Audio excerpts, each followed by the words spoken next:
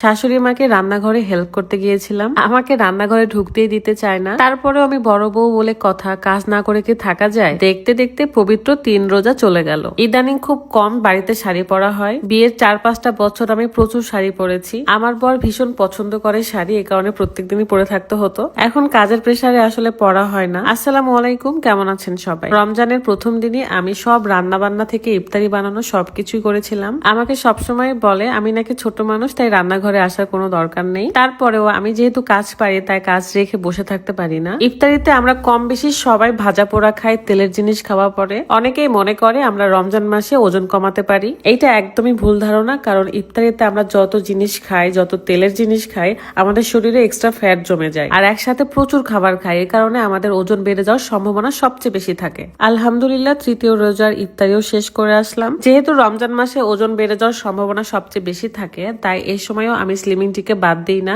ইফতারি শেষ করে রাতের খাবার খাওয়ার আগে আমি স্লিমিং টি বানিয়ে খাই, কারণ স্লিমিং টি খাওয়ার জন্য একটু খালি পেটের দরকার। ইউনিক কালেকশন ফেসবুক পেজ থেকে নেওয়া স্লিমিং টি আমি এখন বানাবো। আপনারা যারা শুরু থেকে দেখে আসছেন আমাকে, তারা কিন্তু জানেন গত রমজানের আগের রমজানেও আমি স্লিমিং টি বানিয়ে খাওয়া দেখিয়েছিলাম। তাহলে ভাবেন এটা কত দিন ধরে আমি খেয়ে আসছি। এই কারণে এখনো আমি স্লিম রয়েছি, তাছাড়া কবে গুলুমুলু হয়ে যেতাম, কারণ আমি যা খাই সেটাই আমার শরীরে লেগে যায়। যাই হোক, বাপ পিটির সাথে আমি একটু দুষ্টামি করতেছিলাম। মেয়েটা আমার বড় হয়ে গেছে মাশাআল্লাহ। আপনারা সকলেই দোয়া করবেন আমার মেয়ের জন্য, আমার ফ্যামিলির জন্য। তো চলেন কথা না বাড়িয়ে এখন চলে যাব অর্গানিক স্লিমিং টি বানাতে।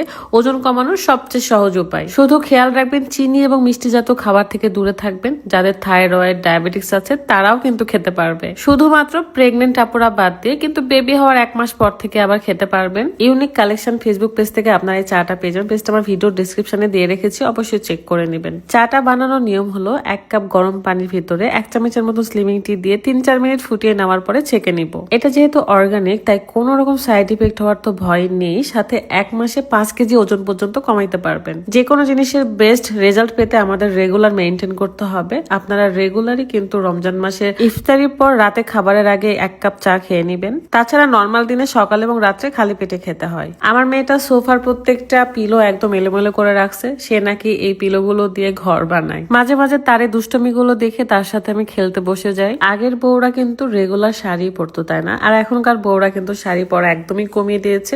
শুধুমাত্র প্রোগ্রাম ছাড়া, কোনো অকেশন ছাড়া আসলে পরতে চায় না। কিন্তু বিয়ের পরে আমি প্রচুর শাড়ি পরেছি। আমার শাশুড়ির শাড়ি, আমার খালা শাশুড়িরা অনেক শাড়ি দিয়েছিল আমাকে।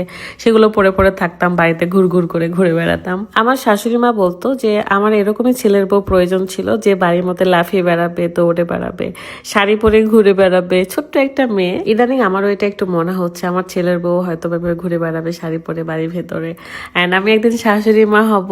কিন্তু আমার ছেলে কোথায়? আমার মেয়েকে তো বিদায় দিতে হবে। এই স্বপ্নে কি কোনোদিন পূরণ হবে আসলে? সবাই ভালো থাকবেন, সুস্থ থাকবেন। আল্লাহ হাফেজ, আসসালামু আলাইকুম।